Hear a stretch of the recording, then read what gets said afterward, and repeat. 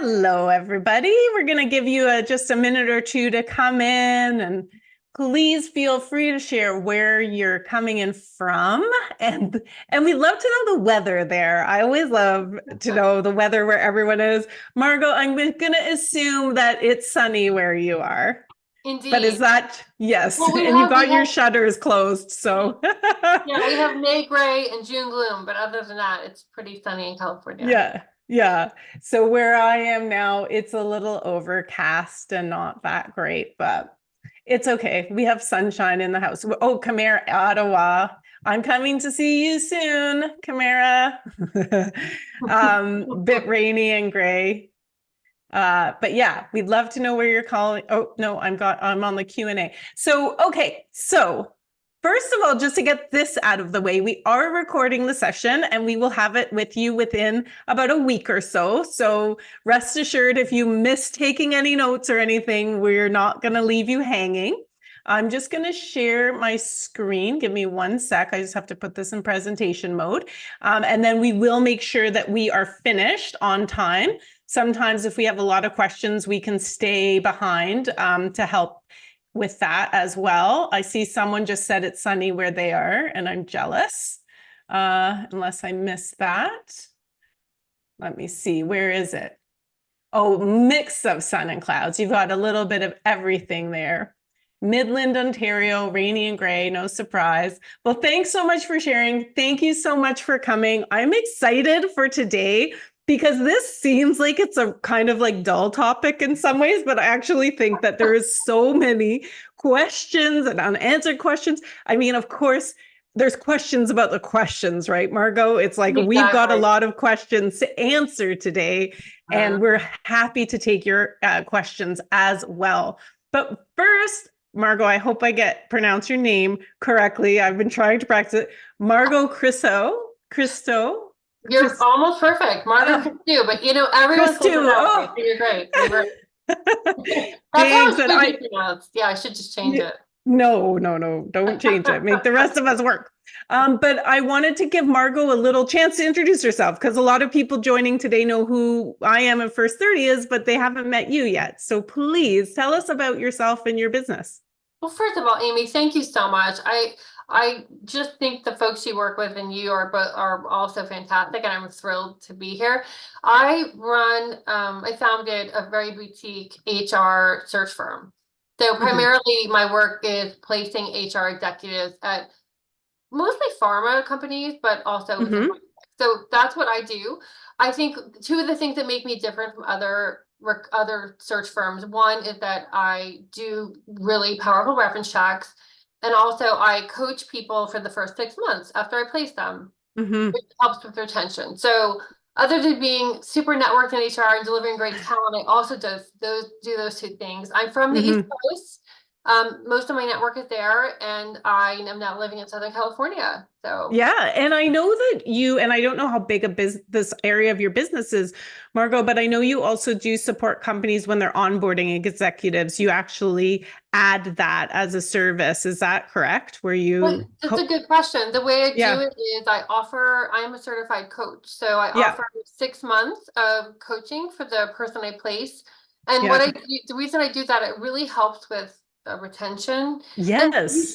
And when you start a new job, you just want to be able to call someone who doesn't work there and say, oh, this person, I don't know how to work with them. What should I do? Yes. And that's really, in many ways, it's not classic executive coaching. It's more situational. Like, what's going on in that role that you're struggling with that I can help you through, so you don't have to talk to your boss about it. Right.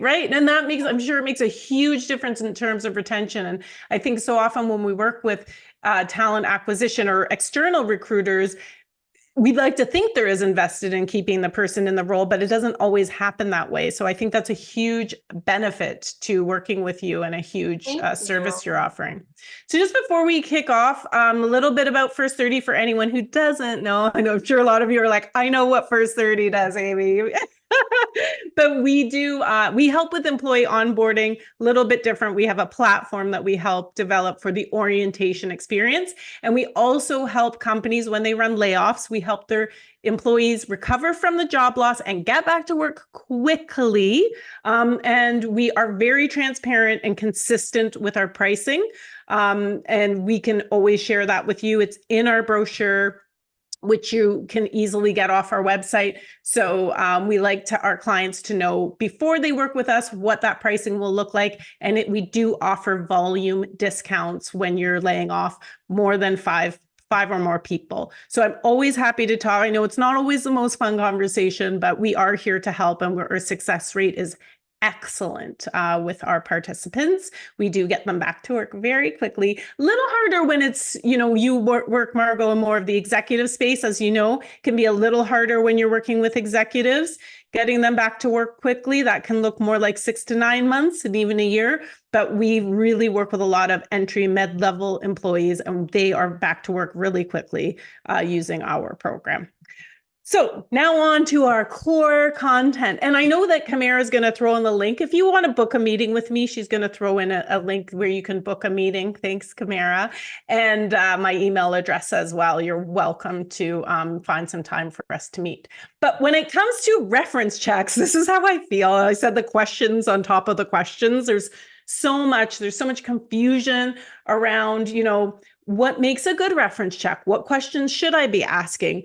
Are those platforms that are kind of DIY, like send out enough to get it right for our business, especially, and Margot, you and I are going to touch on this, key roles within the business. So is that enough for every type of role to have the types of automated reference checks that we're also going to talk about today? So this may be how you're feeling. I don't know, Margot, if this is your experience working with your clients, that you see a lot of confusion around the reference checking.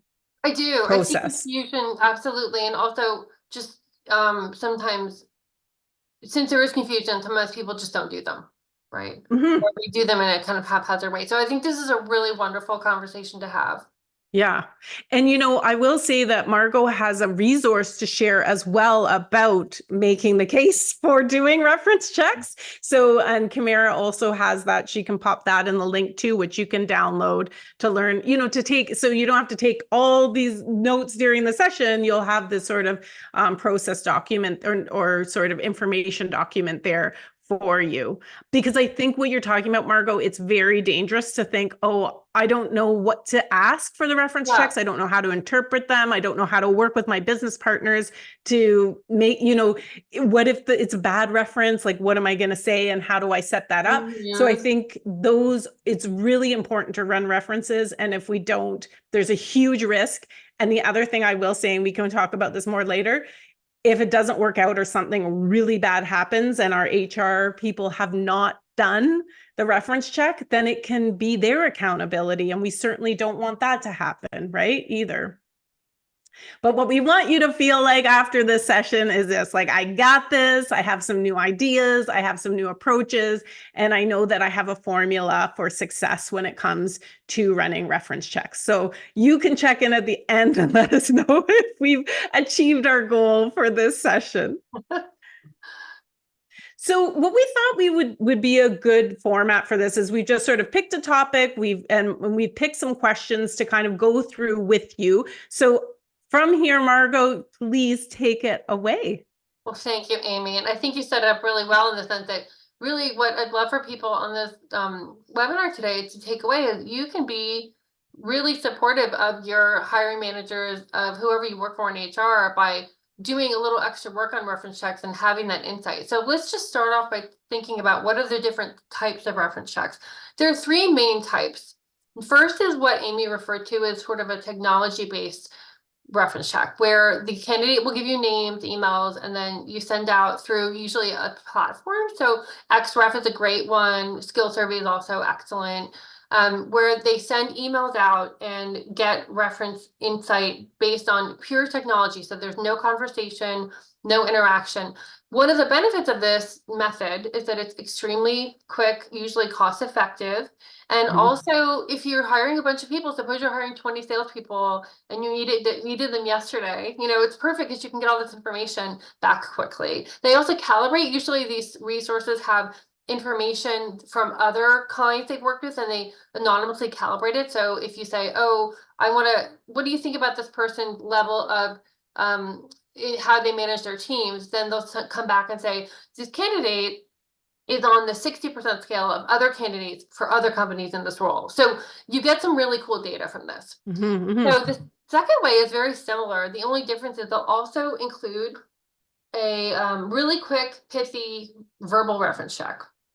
Not anything extreme, just, would you hire the person again? What motivates them? There are really 6 questions they ask. What I don't love about that is they never ask anything like, what can they improve on? Which takes me to the third. And the third is what you mentioned, Amy, about usually for more high level roles, but not always. And I'll talk about that, but where you actually have a conversation with the references. You set up a Right. video call. Now you can sometimes take the first type and connect it with a third. If you have red flags when you do the technology based, like if you're running XREF, and it comes back with some flags, then you can have a couple of conversations once you get Yeah. permission from the candidate. So there are ways to combine these. Now, I have a question then, because I'm thinking that if I'm, running reference checks, this is what I'm going to want to know. If I'm using XREF and Harvard and Skills Survey, which you're saying they have their place, right? Definitely. But what if I get the reference back? Like, what am I looking for that's saying to me, oh, I think we need a human intervention here? Mm. 3 things. Number one, if the data just comes back like low, right? If it's saying they're Yeah. not that skilled in the things that matter to you. I think the other is if you're not getting, suppose you sent it out to 10 people, and usually when it comes to these technology based, usually they're sending it out to more people.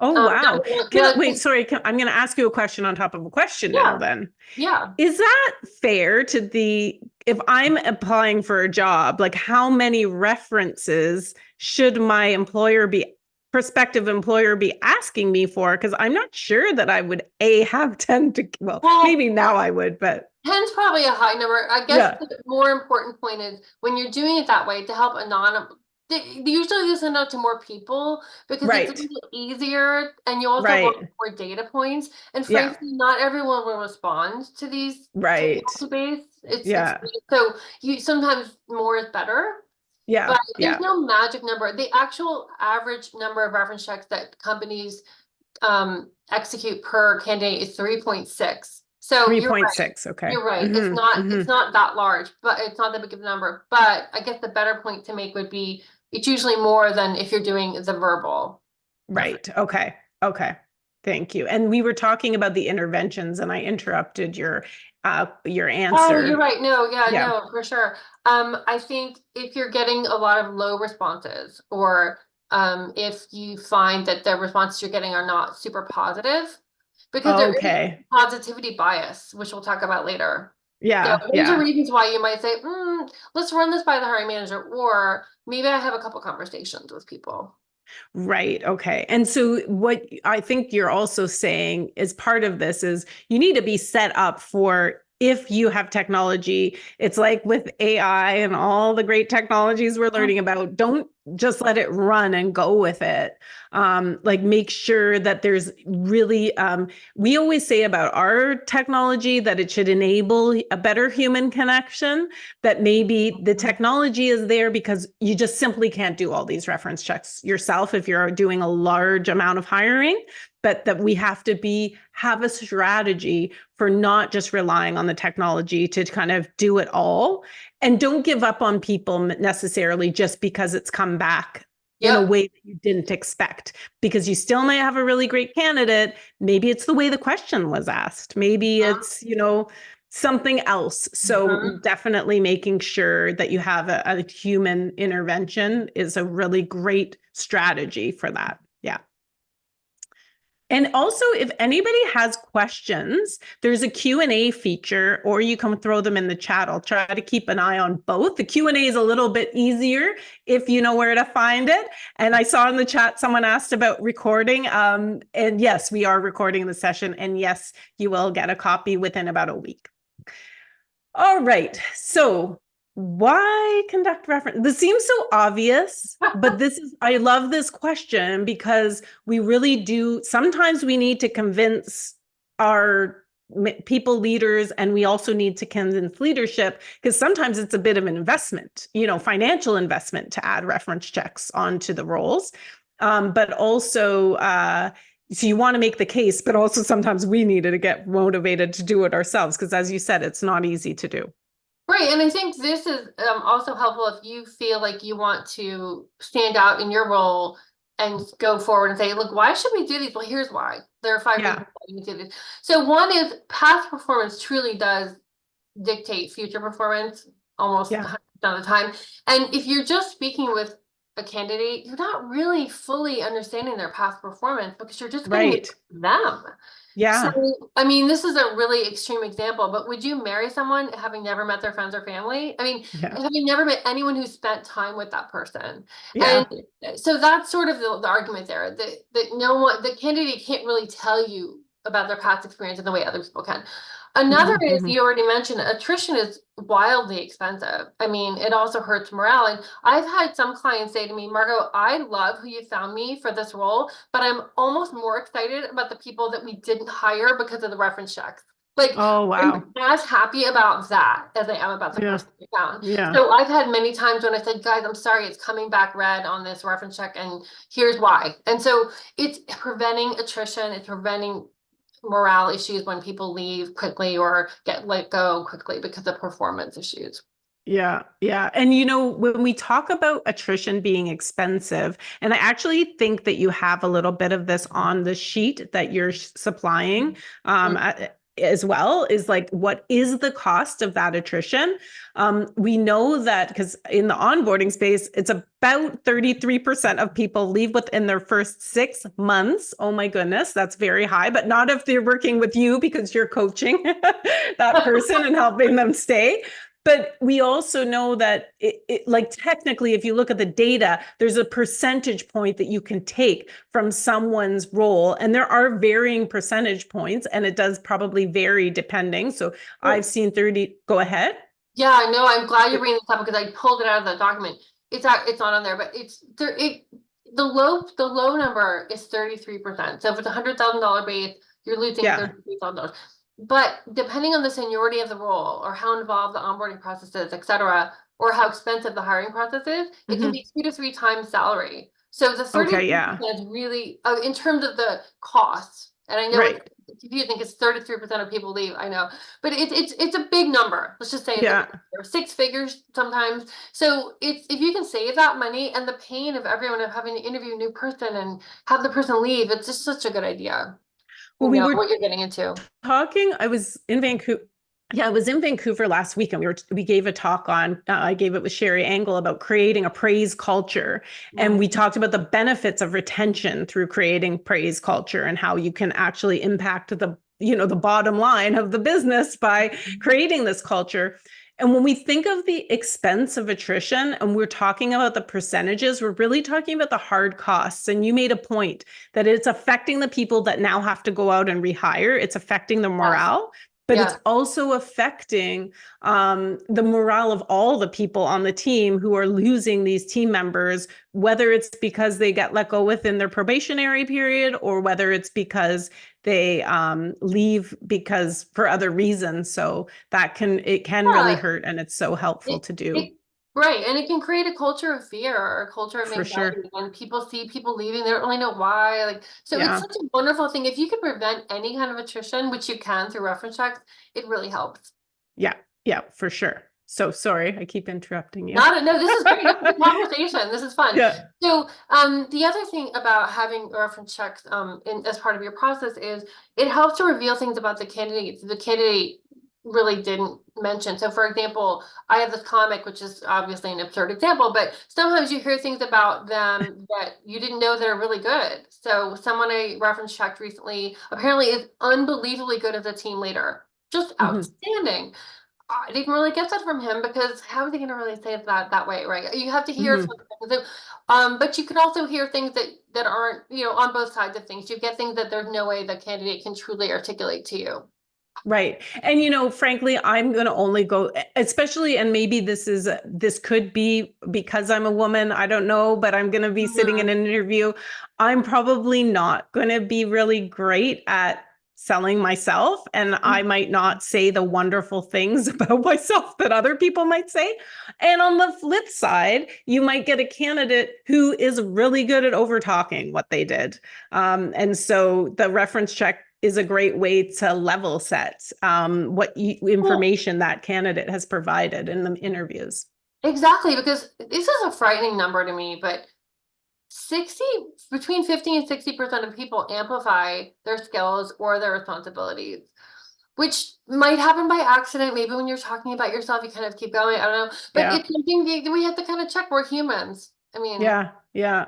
yeah. Yeah. And if we really want a job too, and I think a lot of us are afraid that other people are also amplifying their background, Definitely. right? So we're trying to 100%. compete on I that level agree too. with you. Yes, for Yeah. sure. Yeah. Yeah. Um, and so then again, the other thing with reference checks that you get is a balanced view. And we'll get to this on a different slide, but it really does help to have the good and the bad. No one's perfect. And it Mhm. doesn't mean it's a deal killer. So Mhm. recently I reference checked someone who it turns out they're not great. It was an HR leader. They're not great with people who aren't strong under them. So Okay. it's difficult for them to manage people who they think aren't like trying hard or aren't excelling. And so I didn't know that before this reference check, and we still hired them, but we're going to help them. And that's really the fifth point, onboarding. When they onboard, we're going to help them and make sure they're not falling into that trap of leading Mhm. that way. So it's a Mhm. really great way to help the person too by Mhm. understanding all the things about them.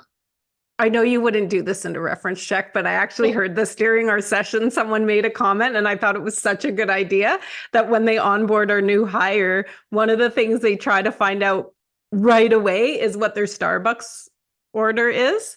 And Oh, yeah, and so sometimes we'll just surprise them with their favorite Starbucks order. And I thought that's so nice. Now, I'm not saying do it in a reference check, but I just thought it was such a great idea. But if anybody has any other great ideas like that, feel free to yeah, throw them in the chat, because I wouldn't have thought of that.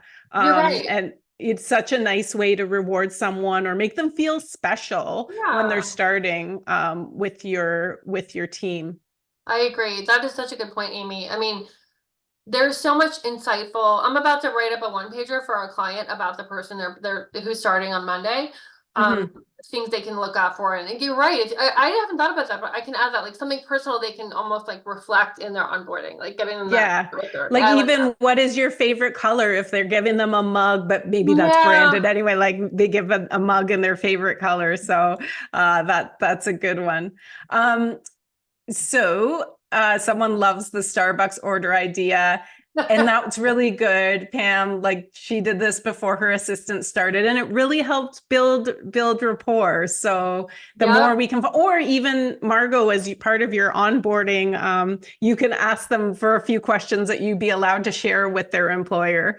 Because obviously your conversations with your candidates are going to be confidential, but maybe there's a few things you can get permission to share. That's true. And I that's, had never yeah, thought about that. yeah, I yeah. love that idea. Thank you. Okay. Okay. So I'm going to kind of pivot a little bit to the conversational reference check because I think there's some detail around it that I just want to explore with you. So what really high quality references are important, but what does that mean? Right. And Hmm. so no, I really try to get leaders more than peers or folks who work for them because I think it's really difficult to get an objective opinion from a peer or someone they work for because classically there's super positive bias on that in those roles. You can, but it's much more important to get leaders in my mind. Hmm. Hmm. And also I like to get different companies. If someone's worked for more than 10 years and they've worked for say 3 companies, I love to get someone from at least 2 or 3 companies because Otherwise, you're not really understanding the full spectrum of the person. And I won't ever call someone at their current company, even if they offer it, because I don't like to. I think it's like not nice to the candidate to call someone at their place where they currently work. What if they have the offer? I just don't do that. But I do think it's important to get a variety of people. So I recently had a candidate give me, they had worked for 30 years and they gave me, everyone they gave me was from like 20 years ago or 10 Oh, years wow. ago. That Wow. to me is a flag. So I feel like you want recent too. You don't want someone Yeah. from a long time ago. You want recent, like in the past 10 years. So Really. what do you do then if you have a client or you're working with a leader who's looking for someone on their team and that person has worked for the same company for the last 20 years? Then how can they give you how do you get the references you need to complete the check? Yeah.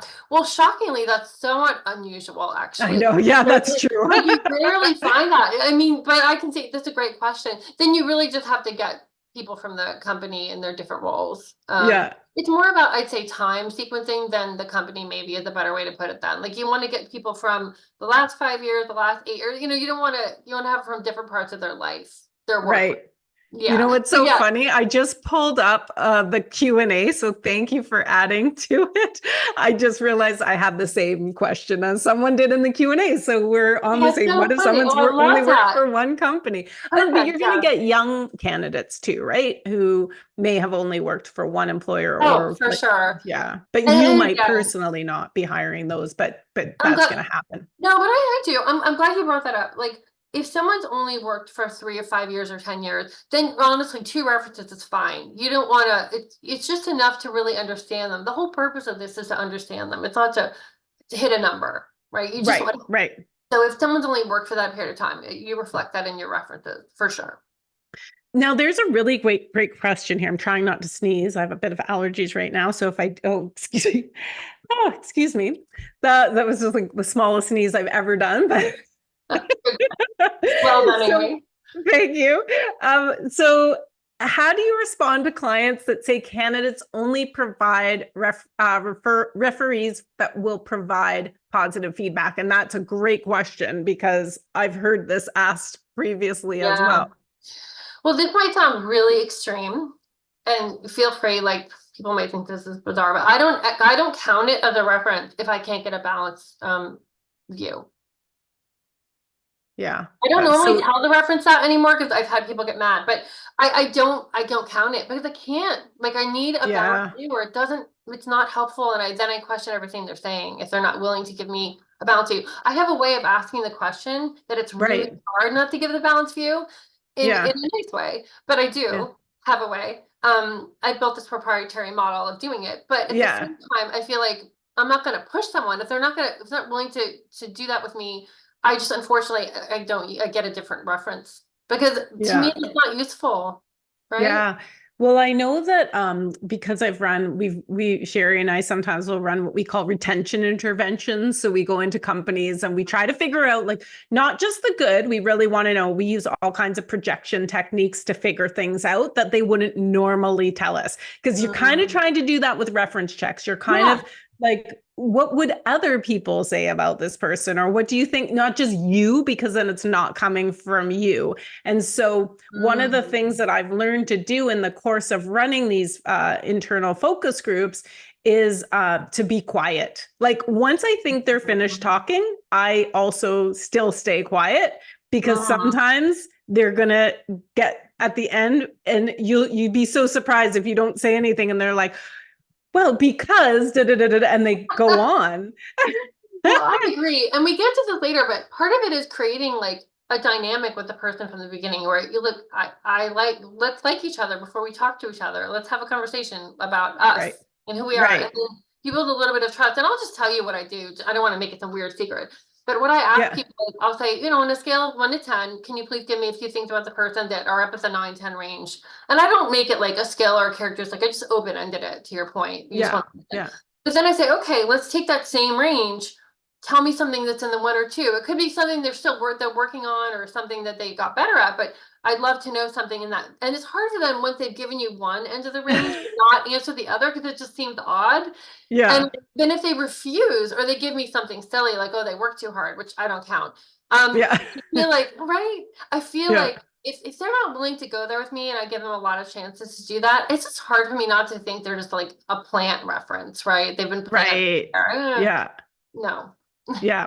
Yeah. And I've actually been a reference for a lot of people that previously worked with me or worked for me. And Mhm. it can be really hard to, you want to put them in a good light, but I actually always prepare the constructive feedback I'm going to Yes. provide because Yes. I feel like, especially since a lot of the people that have given me as a reference, they're going into leadership, VP or C-suite roles. I know I'm going to be asked a lot of tough questions because I've got people like you, Margot, recruiting for those roles, and they know how to get the answers. So I really do prepare and I explain, and I always try to find a way that I can put a positive spin on it. But Yeah, and I know that I'm giving genuine constructive feedback. Like this exactly. is a watch out for that person. Yeah. I think the best way to answer that question, and I'm sure recruiters appreciate you doing that, Amy, because they really want that balance. They want that. Saying this is something they're working on. Like they sometimes struggle with ambiguity, but they're working on it in this way. And that Yeah. takes a little bit of the sting out of giving that feedback. Yeah. Yeah. I have a really good question here. I have a couple good questions. This is a little bit of a switch from references, but the question is, how long are your interviews for executive hires? And we get pushback on the length being longer than 15 minutes. Wow. Oh, Yes, we find it difficult to get valuable information from our clients in such a short time. And I think this is a great question and a really good pushback because 15 minutes does not seem like a lot to me. well, here's how I would approach that. Let's just pretend that the 15 minutes you can't negotiate that topic. Like, let's just pretend that's it. I would say, if that's the way it is, then there has to be more interviews or more conversations with that same person. Because if you're only allowed 15 minutes per person, right? Then you have to Mhm. really focus what you're asking. I'll just tell you my experience. I know some people who do interviews that last an hour. I think that's too much. Maybe I have ADD, but even with very senior executives, I only go 30 minutes, Mhm. 35 Mhm. minutes, 40 minutes. And then if I Mhm. need to, I say, let's talk again or something. Because I think people get tired. I mean, it's really Yeah. exhausting to talk about yourself and also the person interviewing gets tired. So I think half an hour is ideal for really senior roles, like C-suite or director or anywhere from director north of that, you need at least half an hour. And then you're also making it clear that the person shouldn't go on and on and on about one question. I find sometimes an hour can feel like you have such a long runway, and 30 minutes, Totally. yeah, you need to be more succinct. And also Okay. people are less likely to be late. Sorry, I'll stop. Mhm. People are less likely to be late for an interview if it's 30 minutes. It's just a lot of things.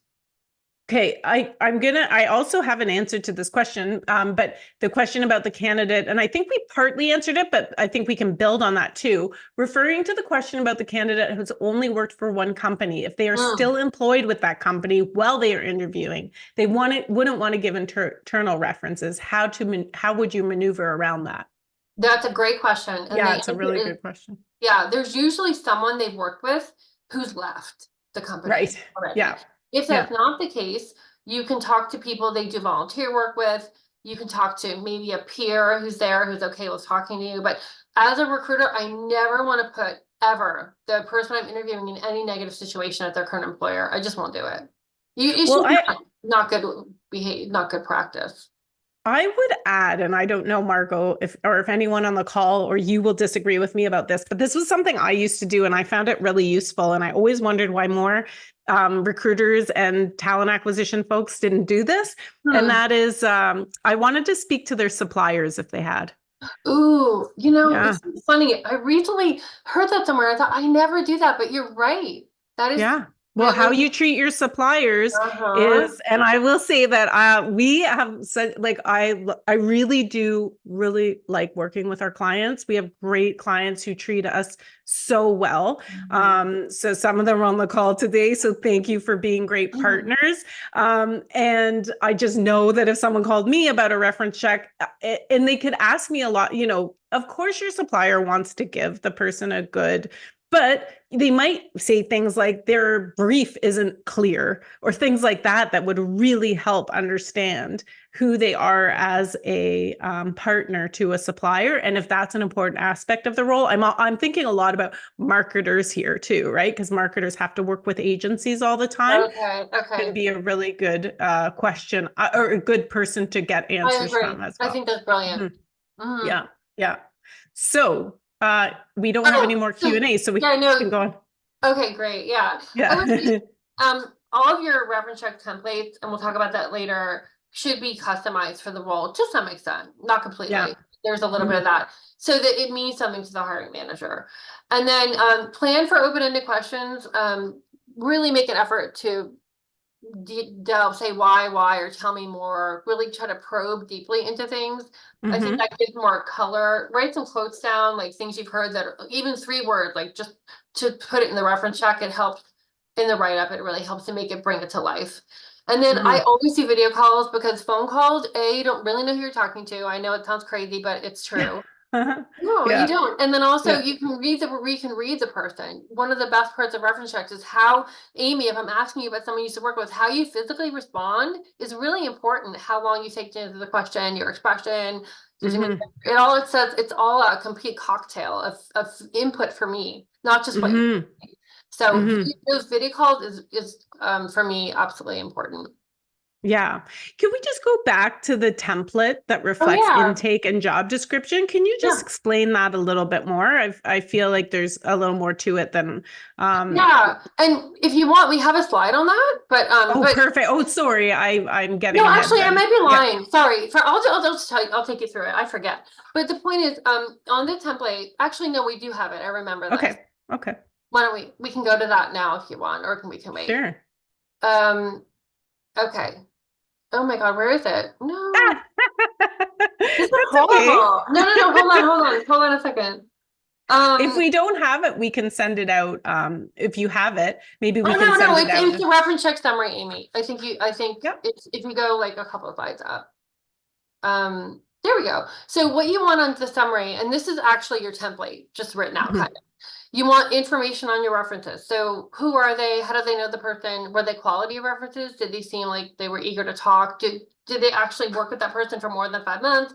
Then I always put down a job transition summary on this as well. This isn't so much what you're asking the references, although you kind of are saying why did the person leave, or how did you find this person when you hired them. But this is important if like a boomer is maybe hiring a millennial. They're going to be Mhm. a lot more concerned with job hopping than what's standard today. So the standards have Right. changed around how often it's okay to move jobs. It's much more, as you know, accepted for to leave a job every 2 years, every 3 years. It's just different. Back, the boomers aren't used to that. So I think Yeah. depending on your hiring manager, I like to put down a transition summary to take any questions out of the process. Like, why did they leave? Why did they take their new job? Like all these things. So there's no question about that, because it is often a So question. just so I'm clear, when you're talking about a job transition summary, is this partly the information you get from the candidate and from their reference checks so that you have a story for like, this is why they left this company, this is why they Mhm. left, but you're not just getting it from their references, you're also getting it from the interview with the candidate. No, you're getting it from both. Yes, Both, correct. yeah. And they should Mhm. line up. And if they don't for some reason, Then then that's yeah. a little bit of a thing, yeah. But And when you're doing your reference checks, I'm assuming, Margot, that you're looking at the person's LinkedIn profile as well as their, Mhm. and you might have situations, and I see this crop up with our participants in our outplacement program, and we call it out for them. Hey, so, sometimes it's an honest mistake. And I found this Mhm. with our participants. So, Mhm. the dates are off from your resume here, or this, like an inconsistency to me, whether it's about the whole presentation, resume versus LinkedIn, or if your reference checks, like there's huge differences. Any inconsistency feels like, I'm not going to call it a red flag. Let's call it like a light red Pink flag, flag. pink Yeah, flag. yeah, pink flag. So how do you kind of do you also, I know this isn't quite on reference checks, but are you also kind of looking for those inconsistencies as well? Yes, in fact, I will usually look for those when I get their resume before I interview them, and I'll look at their Mm. LinkedIn profile and then I'll ask them questions to sort of understand like the discrepancy. Then if I feel like it all makes sense and they made an honest mistake, I'll just help them correct it before I send them to the client. Right. Yeah. As long as you feel it was Oh, not yeah. intentional, just an Right. error. Right. Yeah. Like some people will leave jobs off if they were there for 2 months and something crazy happened, like, they had a death in the family, whatever. Like sometimes people pull jobs off their LinkedIn, but not their resume or something. Like Yeah. to your point, and helping Yeah. them calibrate. Yeah, but it can be a Yeah. flag for sure. Yeah. Yeah. Okay. So core insights were. Oh, yeah. So, okay. So the core insights and the job transition summary again is really just to help the candidate actually to help explain them to the person. Core insights, strengths, I do 3 strengths, 3 areas of improvement. And I usually have little quotes in there, like things people have said in the reference check process, little quotes. And I always do 3 and 3 just because it feels like the right way to go. There's balance. And I summarize it, I put in bold what it is, and then I put maybe 2 sentences about each one. So it's kind of, decently long. Then you do a values alignment. Suppose something was really important, like this person needs to have a lot of discretion because they're seeing all this employee data, whatever. You want to have a special section on the values, I think, if they're really important for the role in particular, like comp and ben role or whatever. You want to have something in there that's really particular, specific to that job, if it's important. I love this because like I'm imagining showing up to your business partner or your client with this lovely template all set out, or even slides ready to go, that would tell me about my HR team or my talent acquisition or my recruiter. You are doing an excellent job for me. Like I have so much confidence in you because it's not just scribbles of notes that you're reading to me from a page, but actually like a lovely document or a lovely like PowerPoint presentation where we're walking you through each. Yeah. If they, I guess not every hiring manager is as detailed, but if I'm hiring, I want this for the role for sure. And that's part of why I really wanted to do this webinar with you, because I feel like anyone who's listening, if you're in a role where you want to stand out, this can help you stand out, even if you never do the fact that you're thinking about it. And I'm happy to send people a template, like the template I use. It's nothing magic. It's literally this. It just whatever document you put it on. Yeah, we actually have a really good question about this process here. There was it's common. Oh, sorry, I have to plug in my computer for some reason. Oh yeah, no, that happens all the time. And if I exit out, I will come right back. Yeah. Okay. I don't know if everyone can hear me or not. So anyway, basically, the other thing I do, if you can hear me, is I like to compare other candidates with each other. So at the end, if there are 3 top candidates, I'll literally say, oh, this person is good at this more so than this person, and vice versa. So I like to compare it. Finally, the recommendations are important. So you should recommend, like, based on everything you put down there, you should recommend, do you think this person should be hired? Sometimes they won't do that, and the hiring manager comes back to like, well, what do you think? For all this data, what do you think? Because you're the person who talked to the references. So that's, I think, really important. Can people hear me still? I'm just looking to see if you guys can hear me. It sounds like you can. Okay, great. I'm going to keep talking, guys, okay? Because I know we have limited time. So I'm going to talk about some legal stuff really quick. Oh, Amy came back. Here. Sorry, everyone. That was very embarrassing. I thought my computer was plugged in. We kept chatting away. I am so sorry. Up the slide a little bit. I think. Okay, good. We did have a question, and I can't see it now, but it was around, and I apologize for that, but I did see it when it came in. There was a question around how do you body language from the so say you're writing your report, how do you include, you were talking about body language, which the person John I believe was saying that's really important. So then how would you make sure that how would you note that down for clients if they're looking at if they're if they want to know, like, what does that mean, how do you make sense of the body language notes for them? I understand. No, I love that question, because you're right. The template doesn't, I don't know if you want to put that back up, Amy, if you have time to put the slides back up. Oh, yeah, I'm going to put them back up. Doesn't really have a place for that. You know, sometimes I'll put that in the email or when I'm sending it, or I'll verbally share that because it's a little hard to write that, right? Like, oh, this person's being nervous. In general, where I would put that in their info of references, part of that is, are they credible? And under that, you can say, you know, this person, just when you're noting who they are, they seemed a bit nervous, or they seemed a bit reluctant, or it was really hard to get them on to do this call. That's a little bit of enough, and then you can verbally share. Because it's so subjective when you do this body language thing, right? Yeah. Like, it's Yeah, really totally. subjective. So I feel like writing all that down is not maybe the best way to go. I think it's when you're Yeah. talking about it with the person, or just Yeah. highlighting it in that part where you're talking about the references. Yeah. Well, because all of us are built so differently, right? And some of us have body language that is easily readable to others, and others of us, our body language doesn't automatically reflect what's going on in our minds. So that is a really subjective one. It's a good one, but it's subjective. So we just have to make sure that we're asking the right follow-up questions, and maybe it will help us understand what we're seeing as well. I love that. And just 2 points on that. Number one, I really only include that stuff if it's extreme, right? If I feel like the person is really responding. And also, I also discount a reference if they seem nasty. Like, I had this one woman I interviewed, she was in Boston, she was a reference check, and I told my client, the pharma company, I said, I'm not going to include her. She was just not a nice human being. So you have to visualize over these things, right? I didn't want to make it negative for the candidate because their boss was like not a nice person. Because guess what? That happens.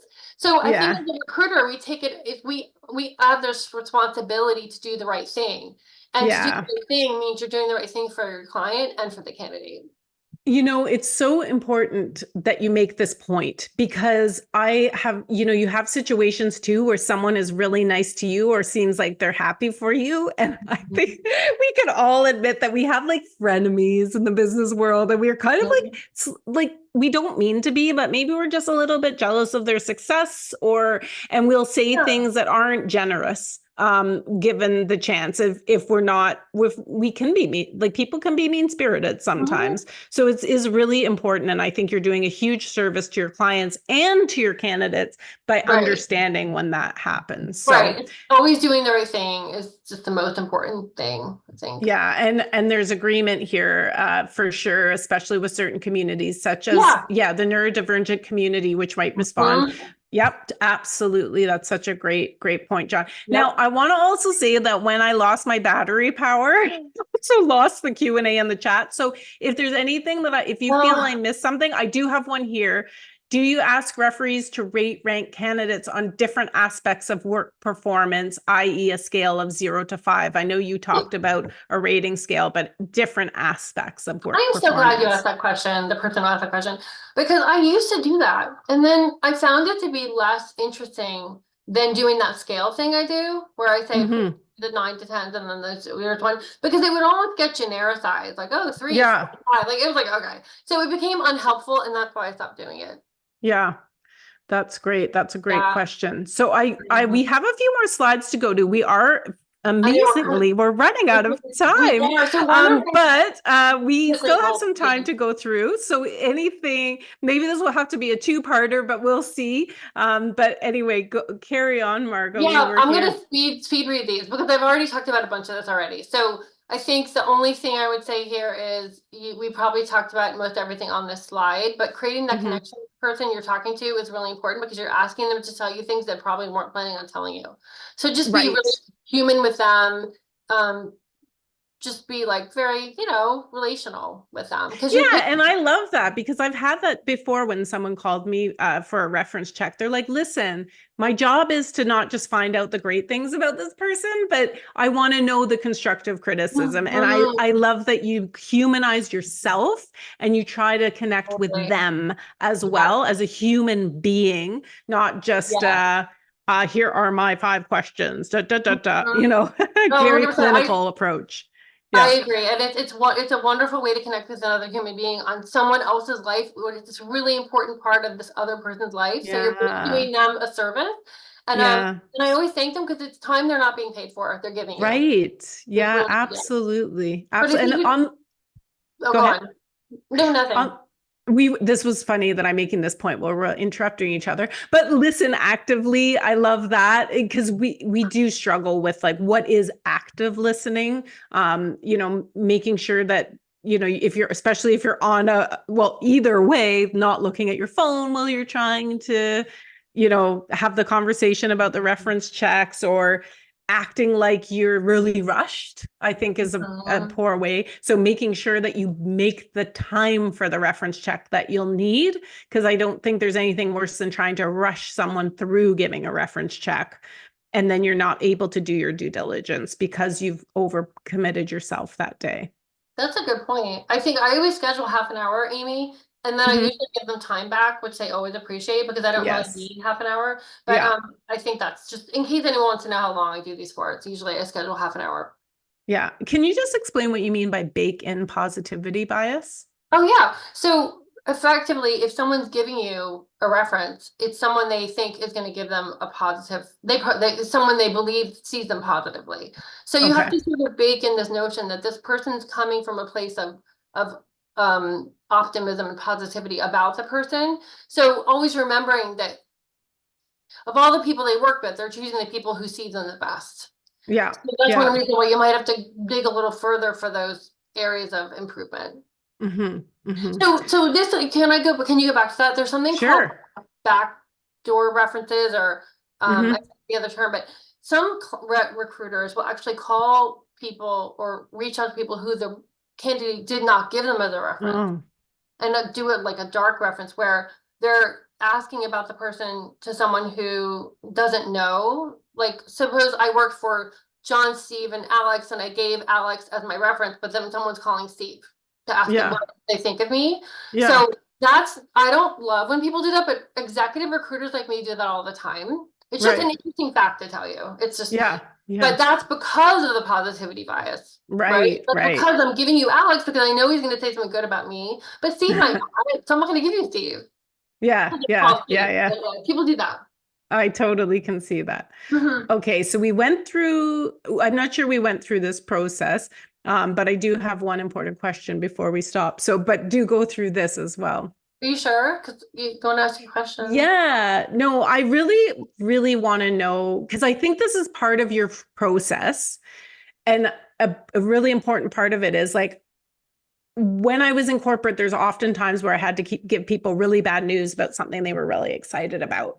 So if I'm sure that your clients get really excited about specific Mhm. candidates, and then you do the reference checks and you're like, I'm seeing red flags everywhere. Mhm. Now I have to go back to my business partner in the case of an internal HR person, or I have to go back to my client and I have to tell them this is not going to work. And so I think this is part of your process as well. And 10% of the time, they still hire them. Even if I say Oh, wow. these reference checks they're not good, and they'll Yeah. still hire them. Yeah. Sometimes, like 10% of 20% of the time, they will. Yeah.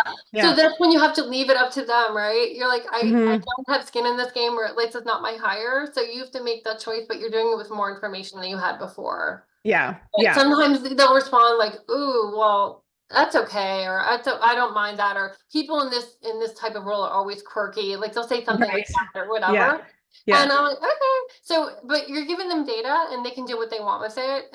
But sometimes they don't listen to Well, it. one of the things you and I talked about before we ran the session that you shared with me that I thought was really great is that you set the expectation with your client up front. What values matter to them, what sort of Yeah. things like what characteristics are really important to them.